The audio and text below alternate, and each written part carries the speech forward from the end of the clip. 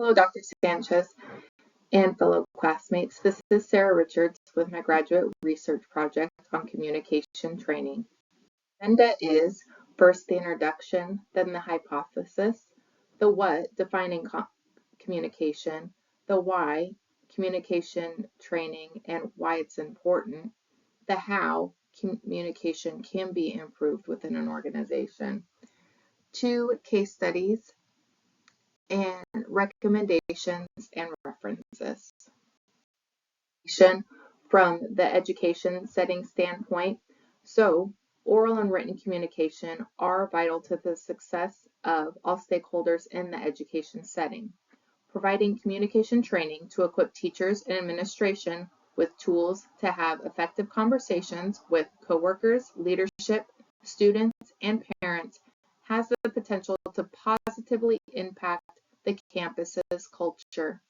The hypothesis is providing effective training and development in communication to teachers and administrators improves organization culture in the education setting.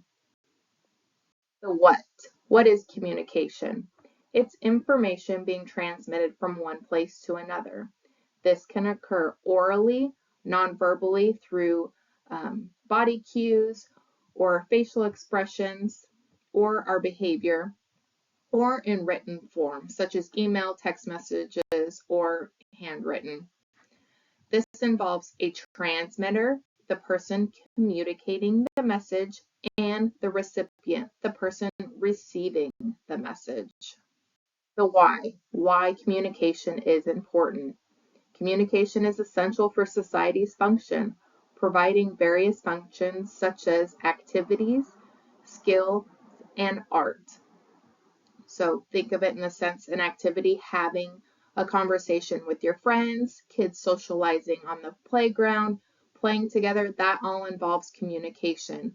Or as a skill, a teacher giving a lesson to a classroom, a teacher using forms of communication to modify student behavior, or giving a presentation to parents on a student's academic achievement and abilities, or in art, such as visual art, billboards, music is a form of communication as an art.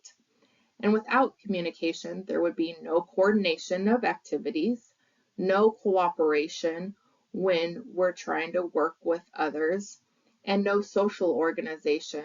I think of this best with a family. We have to communicate to our children that they know the rules, the expectations, even to learn how to communicate. They rely on our communication, our nonverbal cues to learn how to be appropriate communicators within society and within their environment. Maybe effective communicators.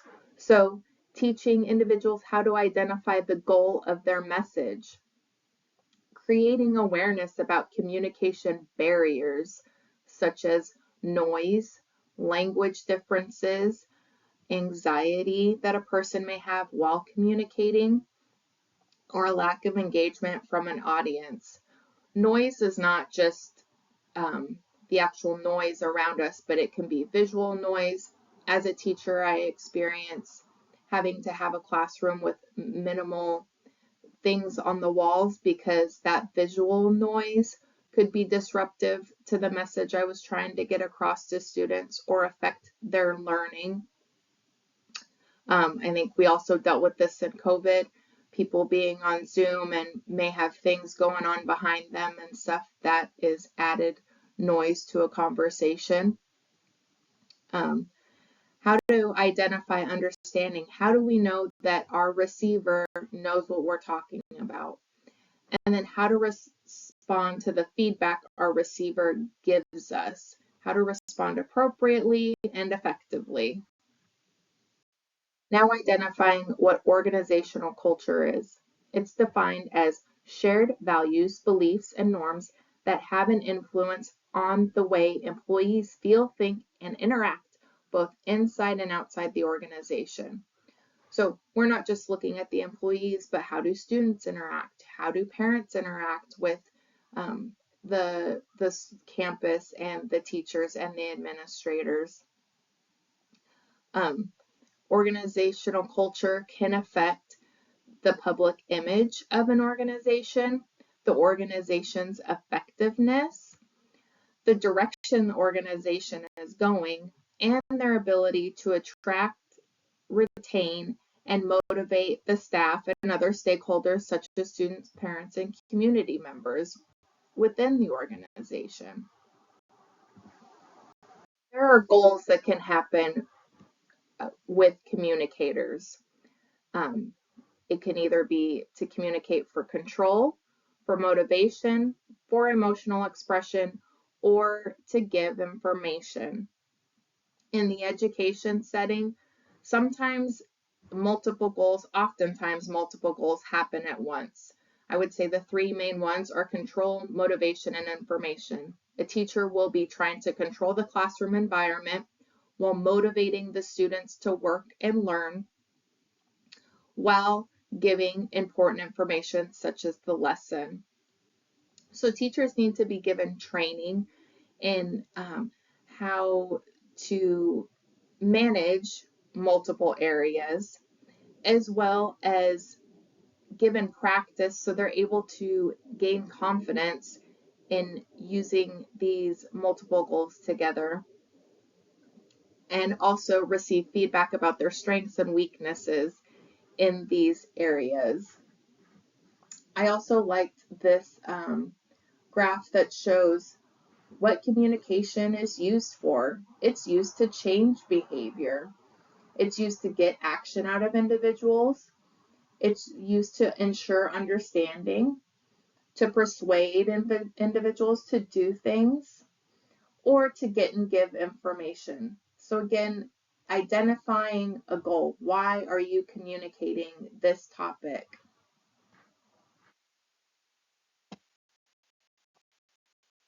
Look at some metrics within Plano Independent School District that can cause some barriers for teachers and administrators and possibly parents and students.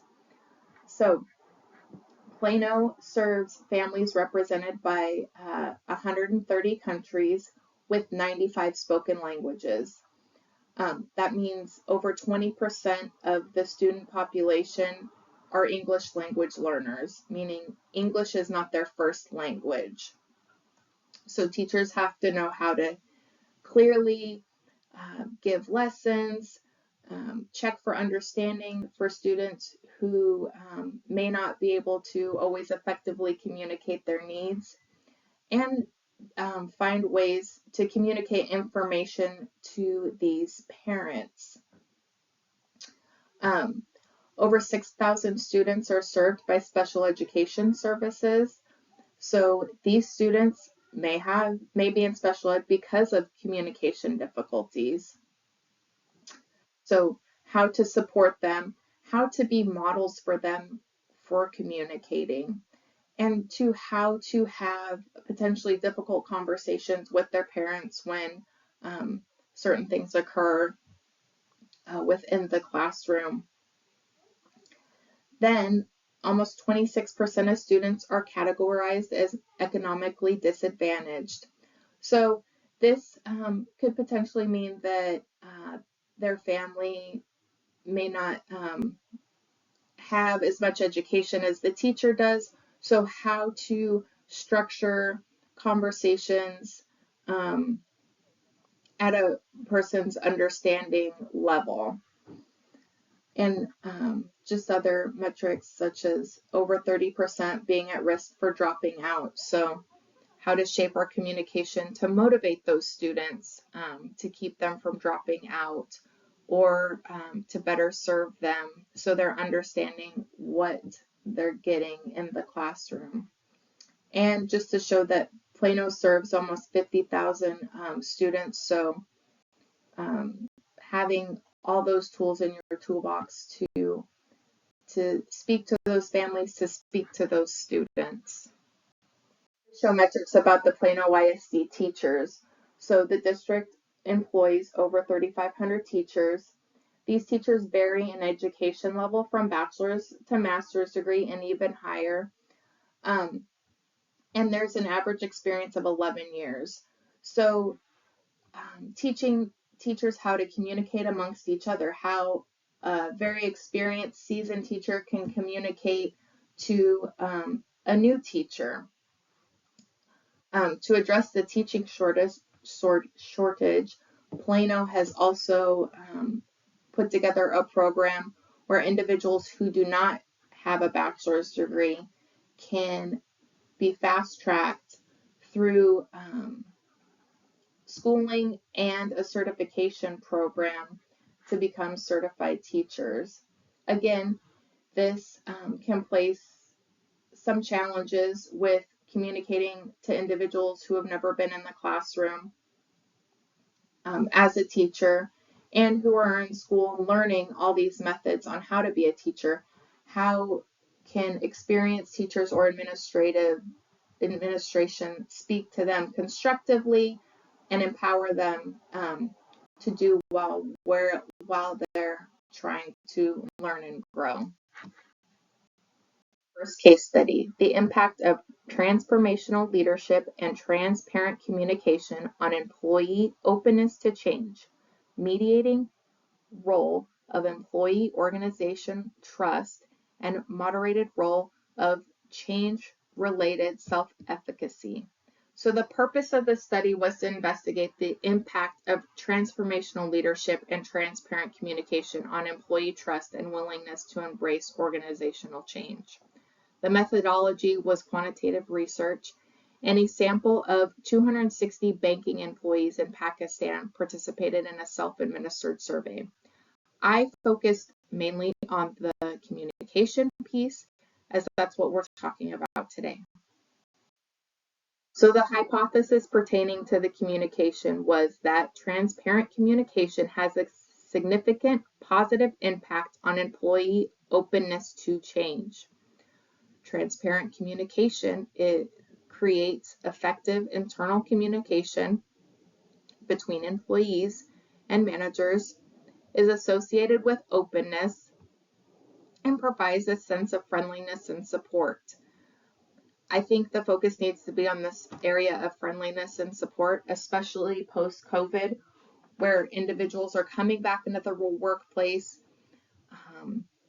Workplaces are feeling stressed with staff shortages, specifically in education, and also working with kids who are having difficulties coming back to school after COVID.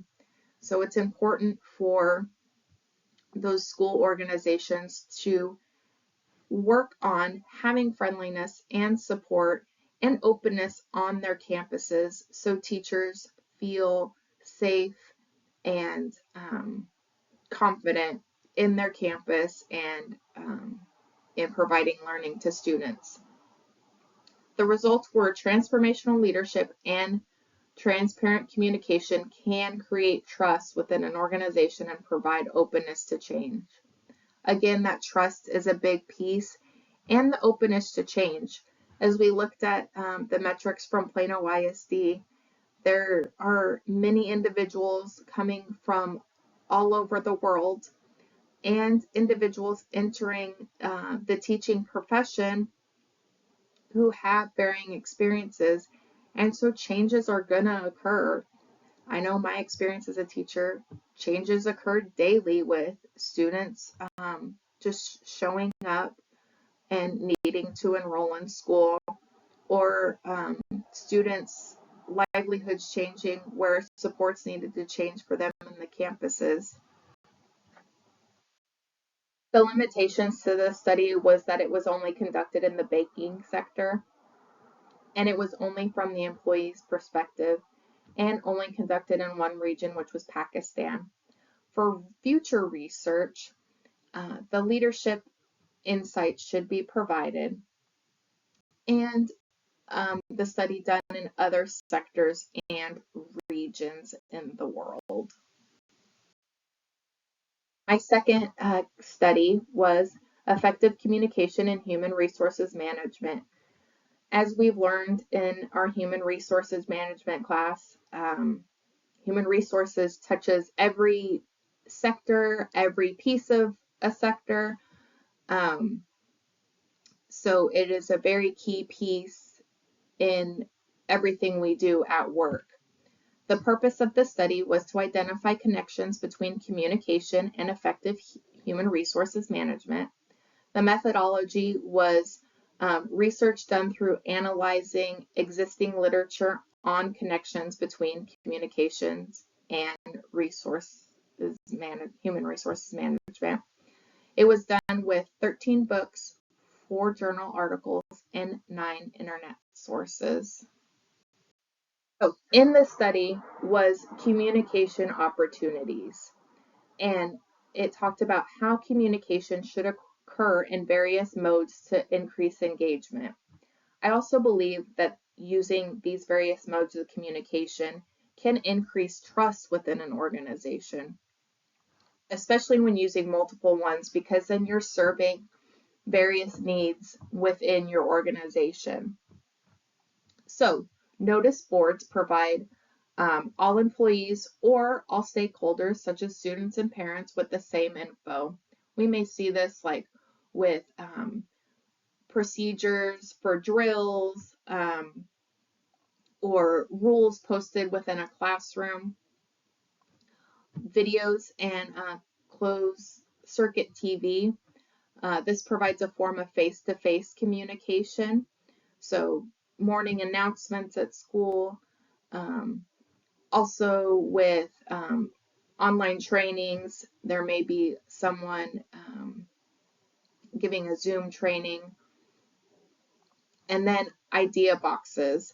Employees can give ideas, complaints, concerns, and comments. I put kind of a caution sign next to this because I feel that this needs to have timelines built around it. The person that is receiving these ideas and possible complaints and concerns need to have an identified timeline of when they're going to respond to them. Otherwise, this can be detrimental to the trust and the confidence within the organization.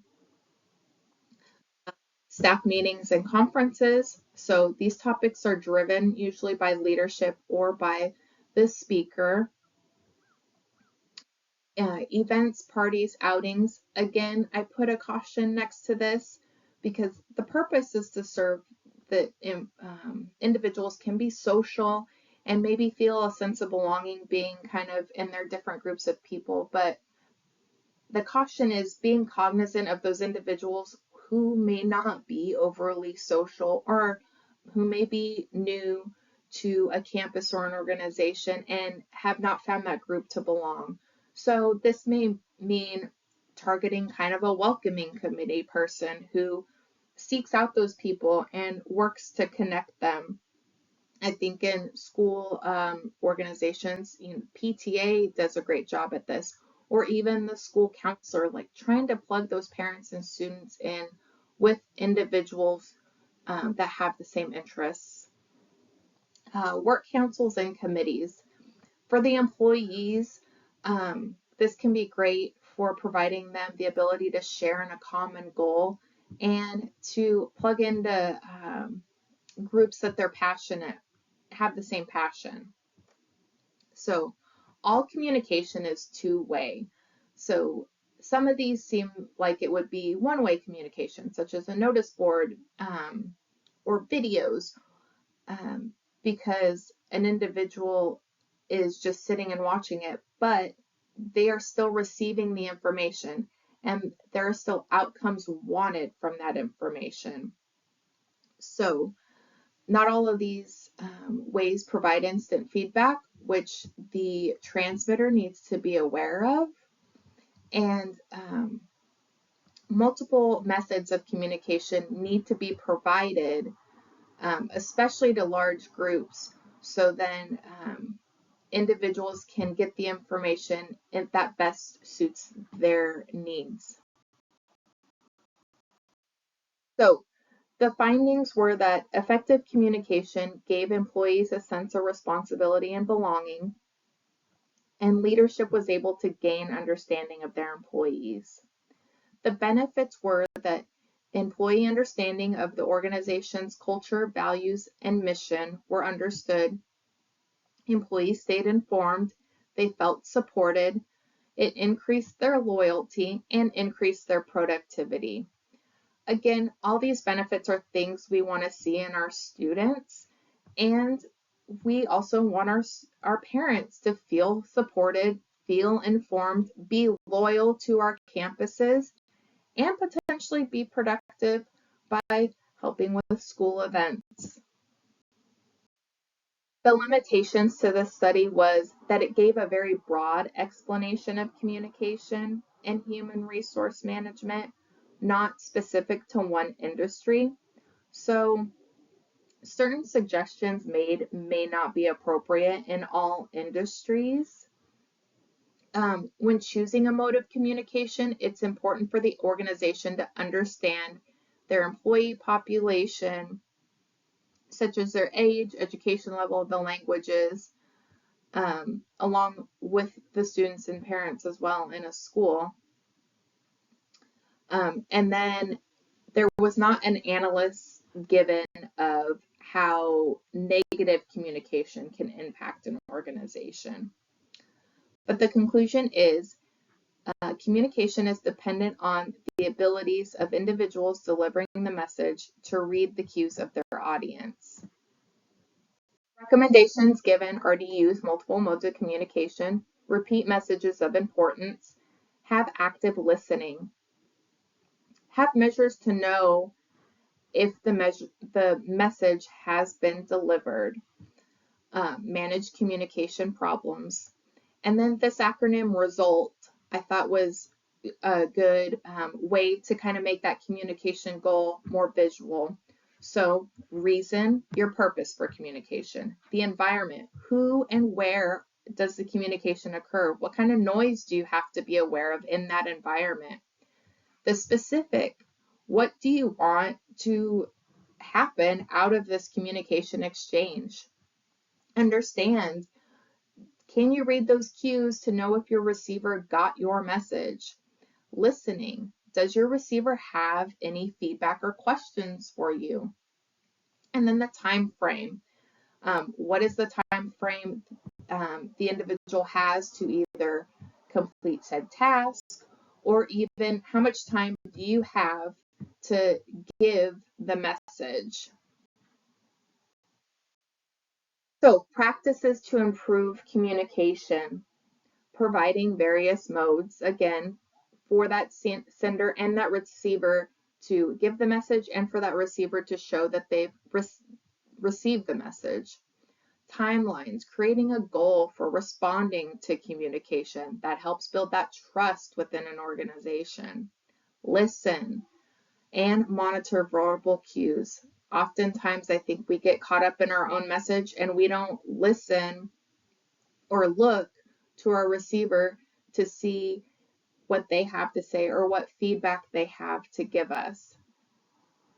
Provide various ways to check for understanding. I think this is key, both with parents and students when we're dealing with individuals where English may not be their first language, or we're trying to teach a skill. We want to be sure that they are able to show their understanding, and if they don't understand, where that gap is. And then planning for communication problems or breakdowns. How is an organization going to deal with the problems that occur if a parent does not understand a process or procedure, or the appropriate communication is not provided? So employees, students, and parents want structure and clear expectations in implementing communication. This then decreases problems. So again, using that RESULT acronym to kind of frame communication training and putting the expectations in to get the results wanted. So the impact of communication on culture. I've ordered these kind of from where it would start to what the end goal would be. So first is having positive models in the classroom, um, positive models with administration modeling for teachers or those senior teachers modeling for new teachers. Transparency for individuals to talk amongst each other, ask questions, call each other out on what they see or don't see. That then brings in buy-in. If an organization is able to communicate safely and feel supported, then that brings buy-in. And also trust. If you have buy-in, then we can gain trust over time. And then that increases the self-efficacy either of your teachers, of your administrators, of your students. And then we develop leaders. We either develop leaders through those new teachers coming in or through the students we have. We may even drive some leadership within parents to advocate for their student or advocate for their school. So these impact all stakeholders on a school campus: parents, students, teachers in training, and administrators. I appreciate you listening to my graduate research project, and I hope y'all have a great holiday and good luck to you on the rest of your academic journey.